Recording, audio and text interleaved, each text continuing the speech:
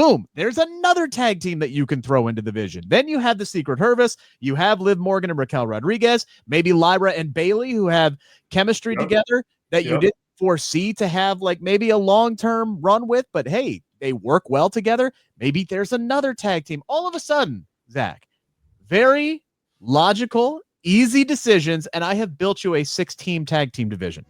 Yeah. Like that. But they need to be doing these things right freaking now. Right now.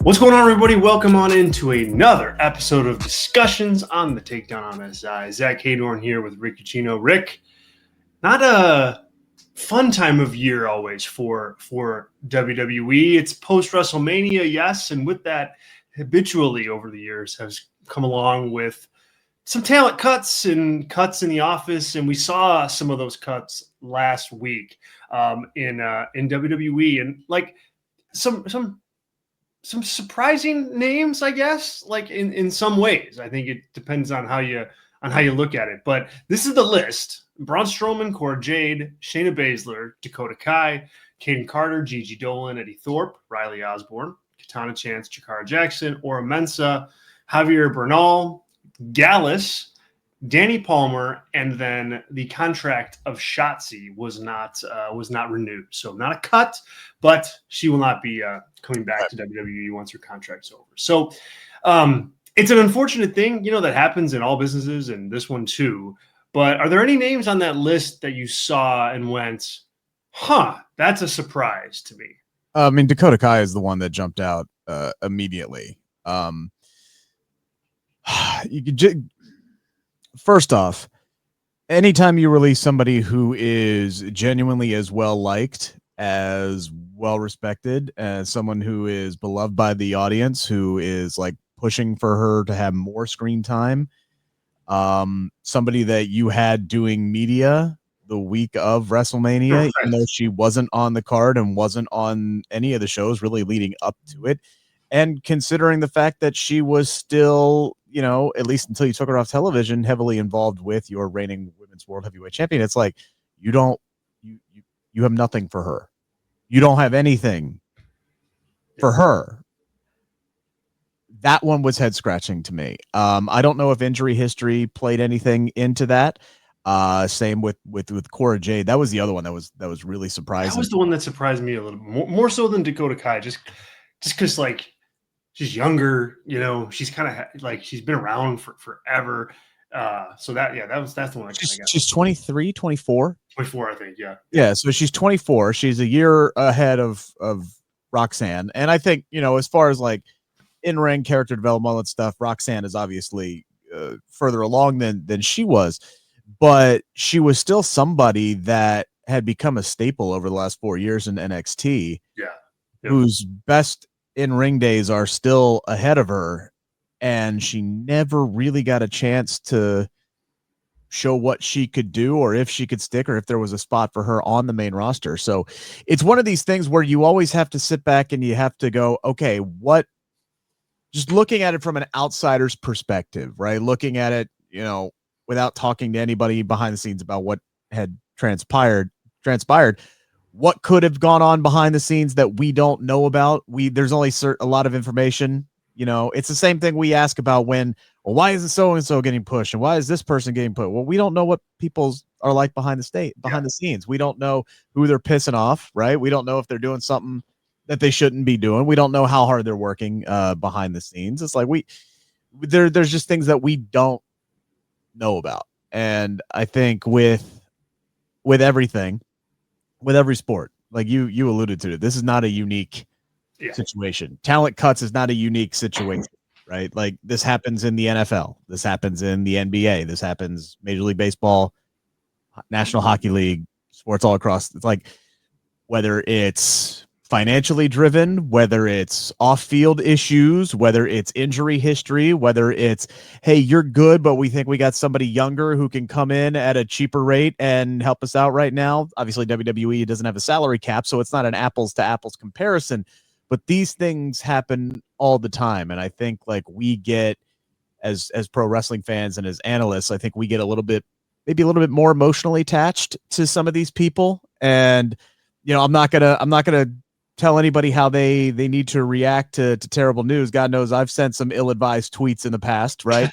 But no, yeah, come on. Somebody as hot-headed as I am? No, absolutely. I would never do something like that. never. But yeah, man, I think we just get emotionally attached to it, and especially to the people that we're huge fans of. I'll always be a big fan of Dakota Kai as a talent and a person. That one definitely, to me, though, hit a little bit more than the others.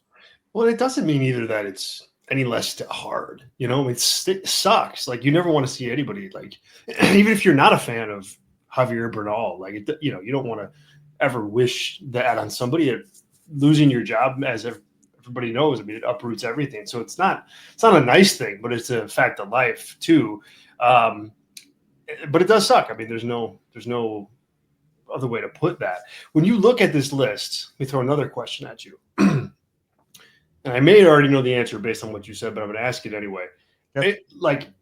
Of the people on that list, who has the highest upside to make an impact away from WWE and then maybe get a second look down the road? Like, is it Dakota Kai, or is it somebody like Cora Jade or an Eddie Thorpe, for example, like, who could go out and reinvent himself a little bit? I mean, who do you think can kind of conquer the indies or TNA or, other companies around the world and come back better?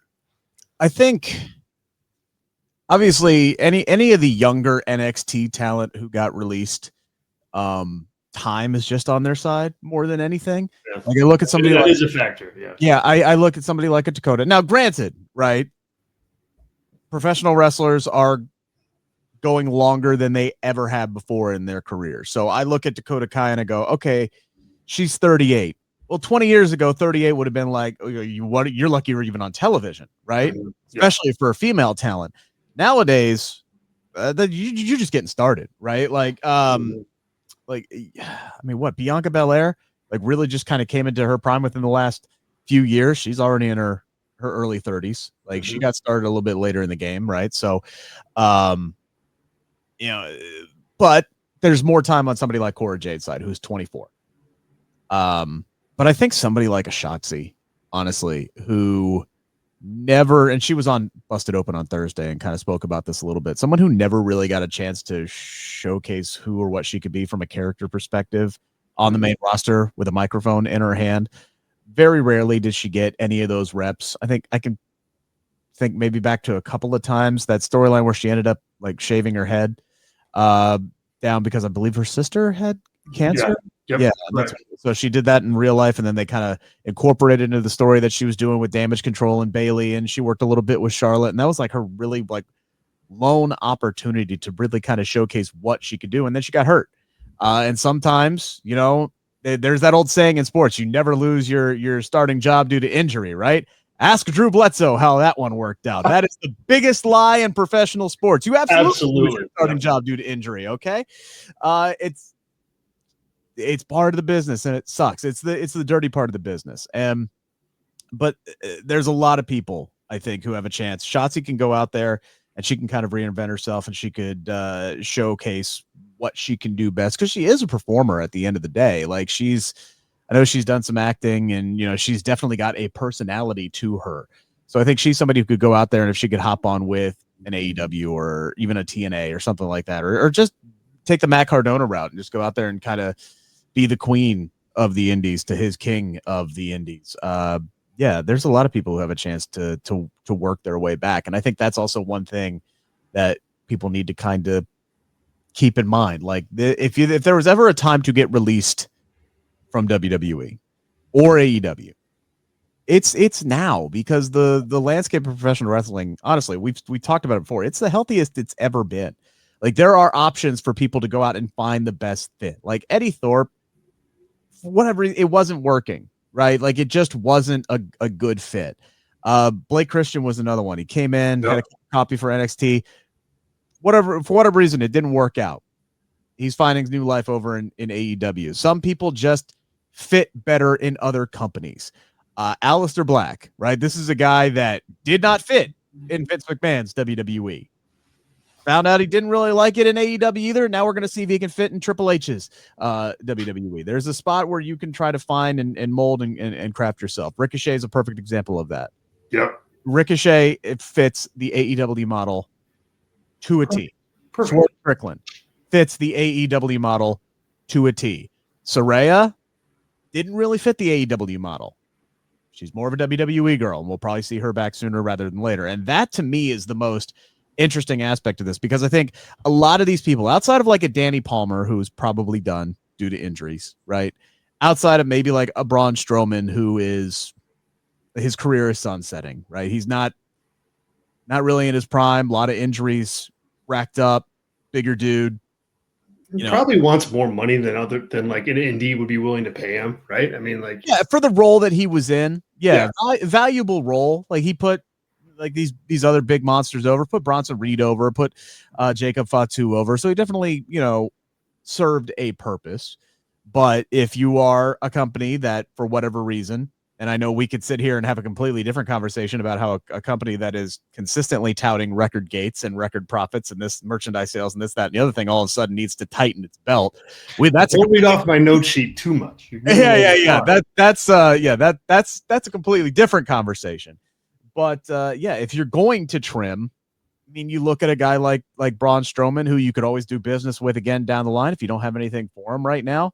Yeah, that might be the position that you could go. Again, we see this all the time. Aging veterans constantly let go from contracts, where, again, somebody like a Cora Jade, that's a bit more surprising to me, especially since she has so much more upside. Like, I don't know why, other than the fact that you have like 50 women who aren't even on television right now in NXT that you're trying to open up a spot for.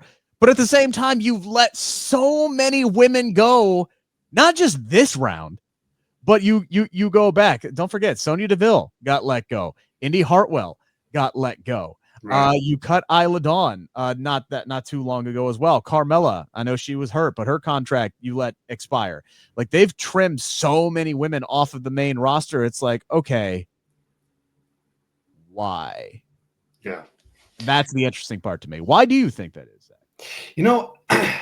I just think it's to your point, it's just like there's only so many slots, and regardless of, and this ties into the record profit and revenues and things like that. It's like, regardless of how much revenue they're bringing in, I think I don't think they want to have like a completely overflowing talent roster, men or women, and in this case, we're talking women because it's a little more prevalent, because it's Dakota Kai, it's Cora Jade. I think that the more notable names of this round were women.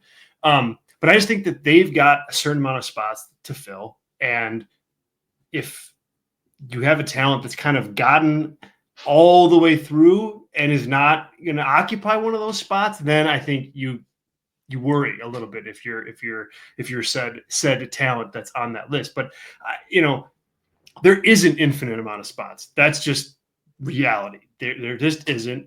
And if you're a talent, if you are Cora Jade, let's say, for example, and this is, God, I can't believe I'm advocating on the side of WWE on this, because that's not typically my stance. But if you're Cora Jade and you've kind of been in NXT, you've done that, and you haven't gotten like your spot on the main roster yet, or your time, or your opportunity, it's like, as a talent, as somebody who's hungry, obviously, and needs a creative outlet and wants a creative outlet and wants to perform, like, you don't want to be just sitting on the sidelines in WWE doing nothing just to collect a paycheck either. I mean, she's 24 years old. So some of this, I think, is that too, where it's like, like, hey, we can't use this person right now, but maybe we can in 5 years. Like, you never know. And so, like, talent like her, I think, will get a lot out of being away from the WWE system, whereas Braun Strowman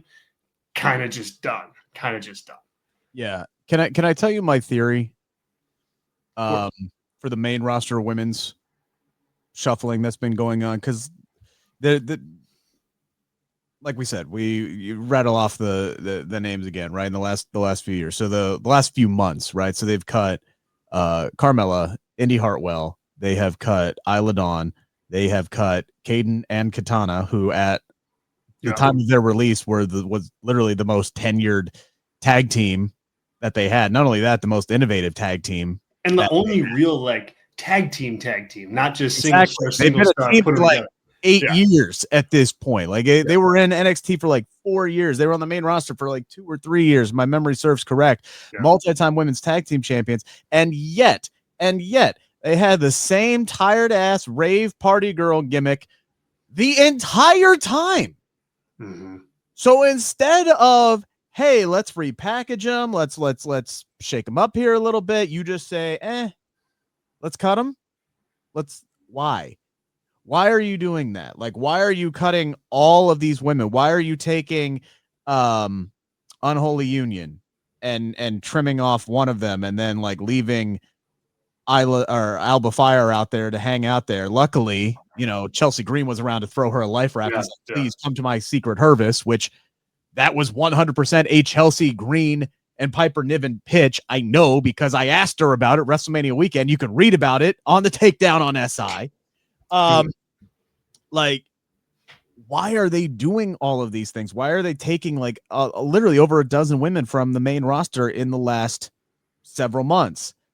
To me, it screams this is opening up space for an infusion of talent. And we've already seen that with Julia and Roxanne, who have not officially been called up, but for all intents and purposes, it looks like they have been called up at this point.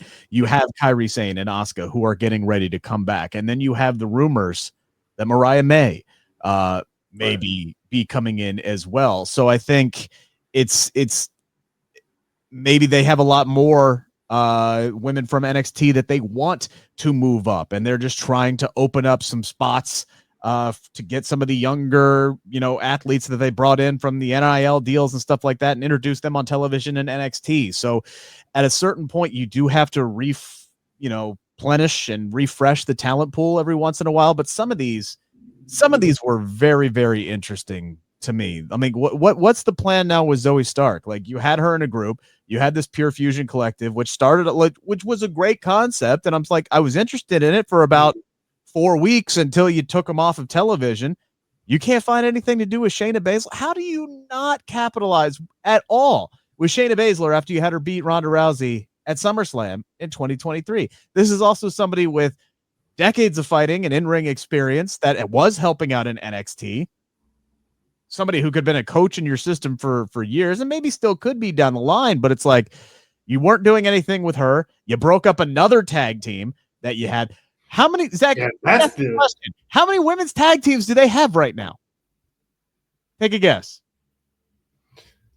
They got one for sure. Right. They're the champions. Yes. Is it only freaking one? I can't think of any other one. Well, I guess, okay. Chelsea Green and Night Piper, you could count. Well, it's Piper and Alba. They're the secret. Piper and Alba. Yeah. That's it. Piper and Alba. That's it. That's literally it. Holy crap. That's the only legitimate tag teams that they have left on the roster right now. Yeah, see, that's just bizarre. That's bizarre. Like, especially, like, here's the other thing with that.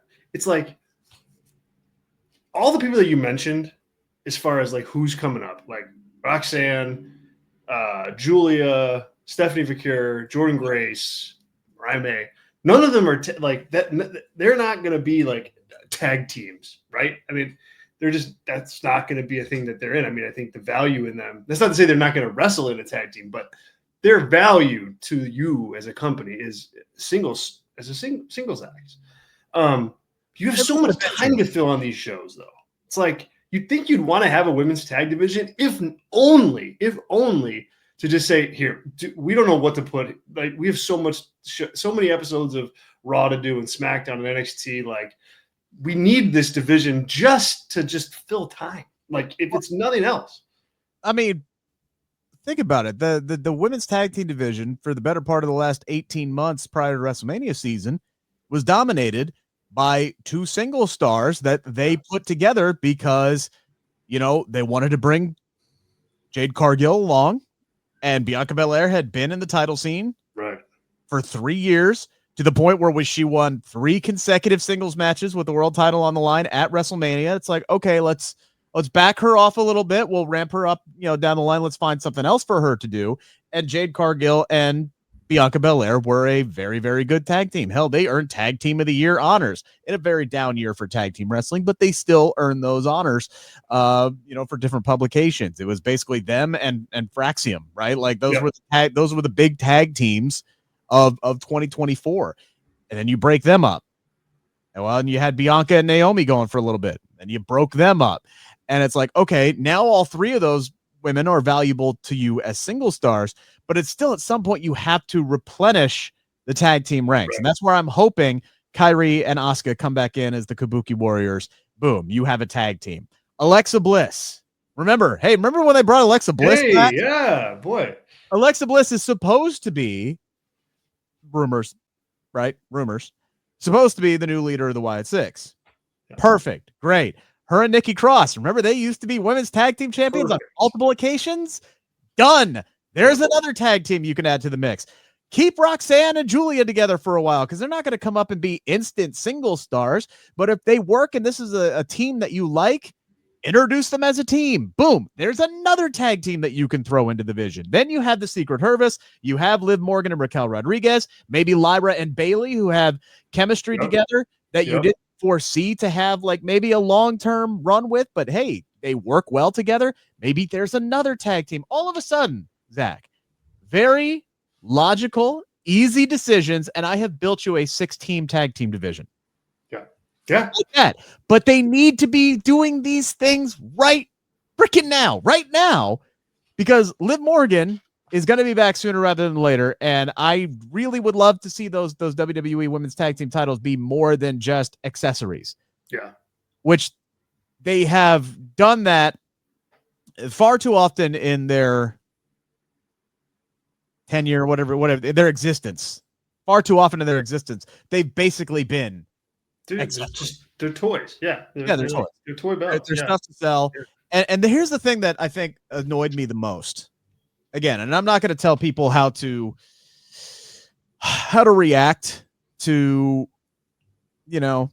these kind of situations, because these days like Friday, especially when they do these releases like an hour and a half before SmackDown goes on the air, and like it's the end of the week, and we just want to watch a good wrestling program and relax, crack open a beer, and I want to type up my SmackDown results and just call it a day, and then all of a sudden it's like, oh no, here we go, it's the whole night's freaking ruined. Yeah. Right. You can't even pay attention to SmackDown because it's like, okay, well, who else is going to end up getting released as more names continue to trickle out, and it's going to upset people. And I'm not going to be one to say, hey, the way you react is wrong.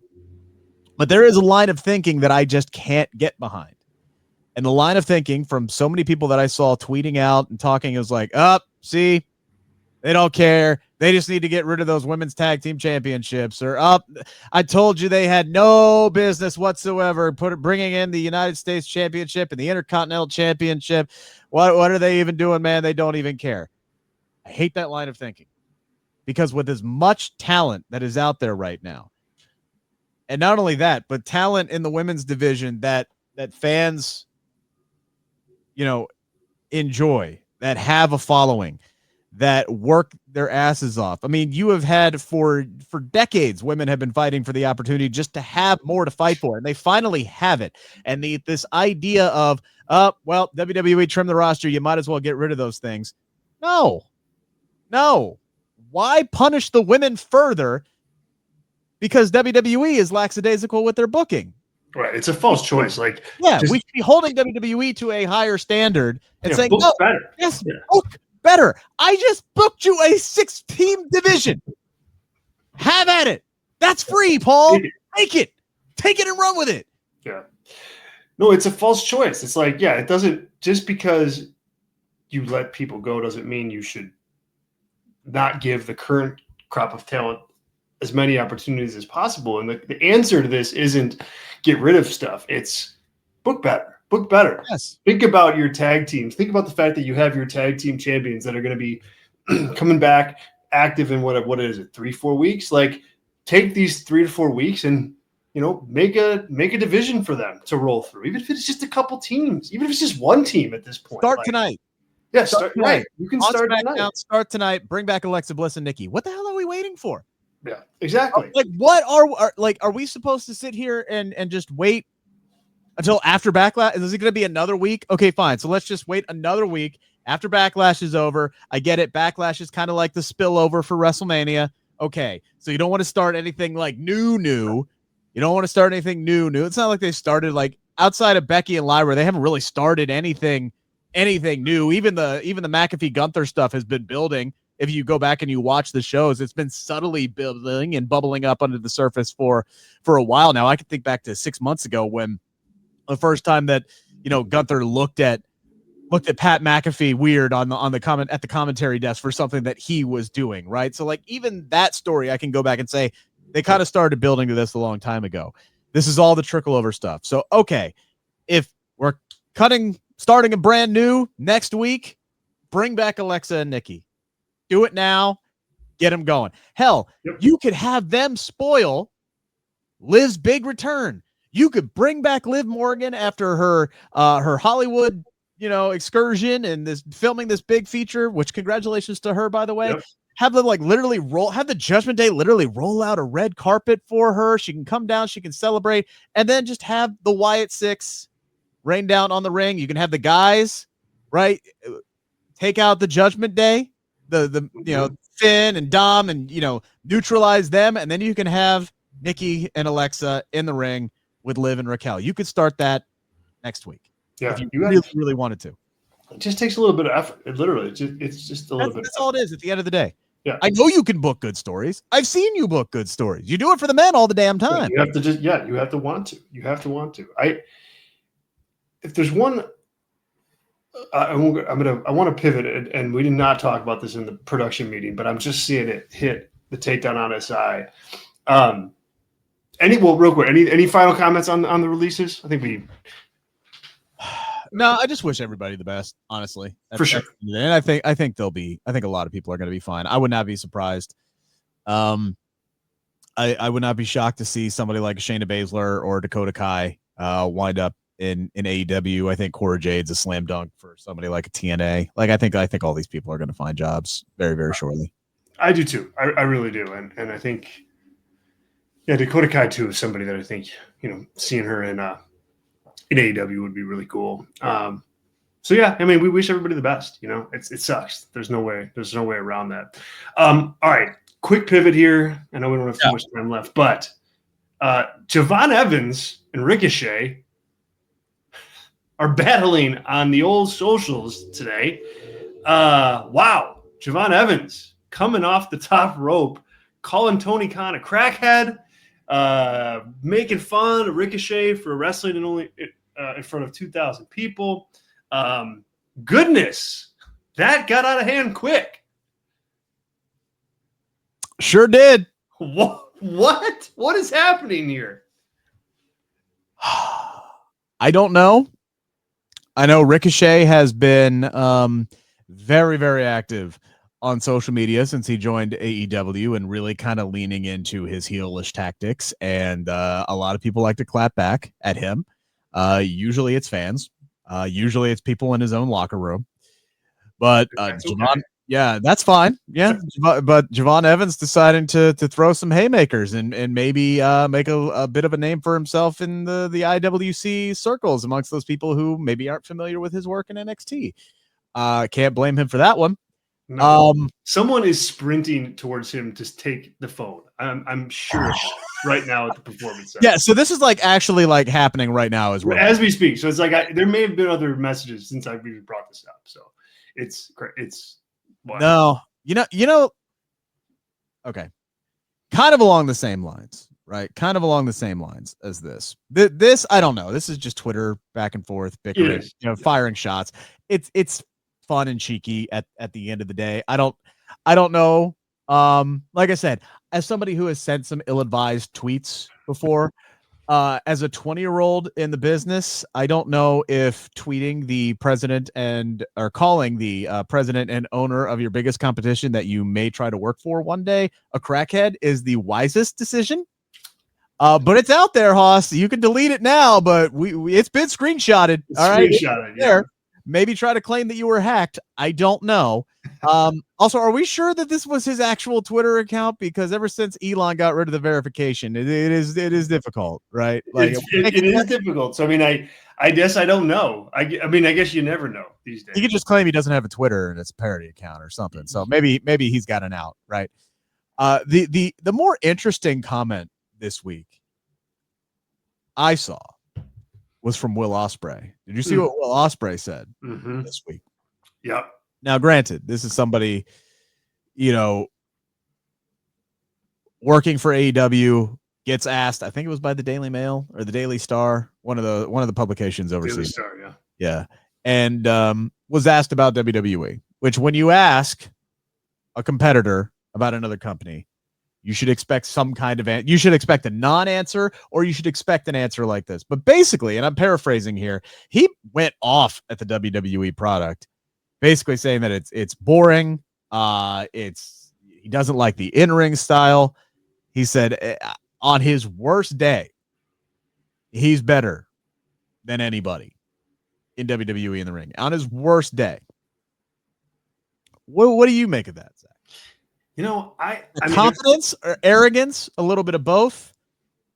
I think that's confidence. I think that's like a star quarterback, talking a big game, about his potential opponent in the NFL. That's what I read here. I think if you're Will Ospreay and you are on the cusp of becoming the face of AEW, I mean, he's in the finals of the Owen Hart tournament. He's probably already like the face of the company, but he's fixing to have his crowning moment in Texas in a couple months. We think. Yeah. We think. To me, this is him just out there, representing and throwing a little shade here and there. But it's harmless shade, though. I mean, in my eyes, it is. I mean, I didn't look at this and go. I said, "Oh man, that's a big thing to say." But I didn't get the sense that he's, being overly brash about it. I think he's just saying what he thinks, and that is, I can wrestle circles around anybody in WWE at any time. And I think if you're him, like, you almost have to carry yourself with that type of gravitas. You want to attract people to you and to your product. And I think if you're him and you are like, oh yeah, man, WrestleMania was the best. I love it. Like, it's such a great, I think that's just not the vibe that you want the top guy of WWE's main competition to have. So I think he's kind of playing a part. I think in 5 years or whatever it is, when his contract is up, I think he will potentially change his opinion on that if they come with a lot of zeros on that check. Well, I think my only thing with that is, right, so I'm sitting here and I'm like, okay, it's great to have that confidence. Maybe he's doing a little in character, just trying to give a headline, something like that. My initial reaction was, oh, well, people are going to react to this rationally. And everybody does that. Yeah, everybody does that. Now, here's the thing. I didn't see a big outrage on this one, but that's just me. I haven't spent a whole lot of time on social media this week. But so thankfully that didn't end up, blowing up and really becoming a thing. But to me, I'm just sitting here and I'm like, all right, Hoss, some of these people are going to come over and work with you one day, right? Like, there's going to be a constant changing of talent. A lot of the people who are over there used to be your coworkers, right? You know some of them, right? So I hope this is more, kind of a tongue-in-cheek, sort of thing. But it's like, to sit there and say, like, oh yeah, on my worst day, like, I'm better than every single person over there. I'm like, really? Because I've seen Ilya Dragunov wrestle. I've seen Gunther's pull out spectacular matches with like the worst that WWE has to offer sometimes. Like, on your worst day, you're better than everybody. Okay, it's great to have confidence, but then again, I can't remember the last time I've seen a bad Will Ospreay match. But also, it's subjective entertainment. Yeah. People may not like Will Ospreay's style. People may think Will Ospreay sucks compared to a Seth Rollins or compared to I don't know who's another hot guy right now, a Gunther or Jay Uso for that Roman matter. Or Jay or right. Like I saw people on social media calling Roman Reigns overrated the other day, and I'm like, really? Come on, you gotta like check yourself on that one. I mean, come on. No, I think he's confident, yes, overconfident, certainly. And Sure. I think part of it is, I think it's like I think he feels that way. I mean, I think, and you want him to feel that way, but I also think it's playing a part too. Like he's playing it's not a bit, but it's just him occupying the top spot in the WWE competition and throwing a little fire their way. You know what else I think it is? You know what else I think it is? A little bit of this. Yeah. Oh yeah. Fishing. Seth is just convulsing. He's like, I gotta say something. Wants to get that clap back. That's what it was. He wants Triple H to say his name again in another interview. Like that's correct. And Triple H is guilty of this too, right? Like Triple H is totally. Everybody's guilty of this. Everybody. The other day over WrestleMania weekend, Nick Khan like congratulates AEW as a company and congratulates Tony Khan's dad like for financing it. I mean, that's just some of that. A lot of this kind of like clapping back. I'm okay with that. Like that's a lot of it is just kind of. I don't know why WWE does it because they shouldn't. They shouldn't, but they do, man. Woo. All they're doing is helping AEW by doing that. And AEW, by the way, is on the way back up. Yeah, it's on the way back up because they're leaning more into the Will Ospreays. They're leaning more into the Swerve Stricklands and the Hangman Adam Pages. Right? They're getting MJF back on the right track. Okay, like they got some big free agents who are going to be coming in soon, and they're just basically like anybody who's not on board with the AEW train, they're letting go at this point. Like there's a lot of positive momentum in AEW's favor, and maybe soon here we're starting to see the ticket sales go up, starting to see the ratings go back up. Could be game on here soon again. So it's always a good environment in the wrestling world when that happens. So we'll see. All right, you guys, we'll wrap there. Thanks so much for tuning in to Discussions this week. We got some great stuff coming up on the channel. So hit subscribe, like the video, turn on your notifications so you know when we drop something brand new. If you want to check out our Backlash preview that we did, it's up. It's there. It's waiting for you. So we went through all the matches, preview, predictions, analysis. All of it is right there for you right here on the Takedown on SI. Don't forget Zach talked to Lyra Valkyria this week. I did talk to Lyra Valkyria this week. I did. Yes, we had SP3 who talked to Donovan Dijak, formerly known as Dijakovic? Yeah, Dijakovic. Sorry, what was his first name? Dominic Dijakovic? Dominic Dijakovic? I can't even remember. Holy cow, that's a bad name. God damn. Donovan Dijak, right? I think he went by Dijak for a little bit in WWE. I think he did, yeah. Before he got released, but it's been so long ago at this point. It was only a year ago, but it was anywho. SP3 talked to him. That interview is available now. My conversation with Samoa Joe is going to be dropping ahead of Beach Break. Zach is going to be talking to Leah Van Dale as well. You know her as Carmella. There's a lot we got coming up here on the channel, and that's look, we're just getting started. So like, subscribe. We're inching closer to 1,000 subscribers every day. Appreciate you guys for that. Thanks, everybody. We'll talk really soon. Later.